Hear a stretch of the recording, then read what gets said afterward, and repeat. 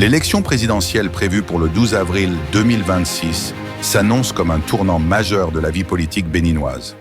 La mouvance au pouvoir, incarnée par le duo Romuald Wadagni, Mariam Chabi Talata et soutenue par Patrice Talon, affiche une confiance certaine. Fort de son expertise reconnue et de son charisme, Wadagni bénéficie d'une notoriété croissante et d'un soutien quasi unanime au sein des grands électeurs.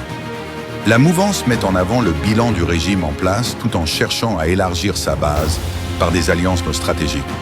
Des partis naguère opposés, tels que la FCBE ou le MPL, semblent désormais se rapprocher de cette dynamique, accentuant l'isolement du parti Les Démocrates, encore en attente de ses candidats officiels.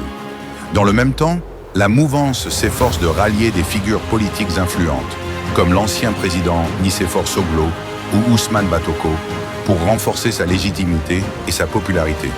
L'héritage de Patrice Talon, notamment sa gestion économique et financière, constitue un autre argument fort pour séduire l'électorat. Ces facteurs combinés renforcent l'image d'un camp largement favori. Cependant, une inconnue demeure, la majorité silencieuse. Si les grands électeurs semblent acquis à la mouvance, l'expérience des législatives de 2023 a montré que le vote populaire peut réserver des surprises. Ce segment de l'électorat, souvent discret mais décisif, pourrait exprimer son mécontentement face aux réalités sociales, économiques ou politiques, et ainsi bouleverser les pronostics. Le parti Les Démocrates, sous l'impulsion de Boni Yayi, fonde d'ailleurs sa stratégie sur cette base électorale imprévisible.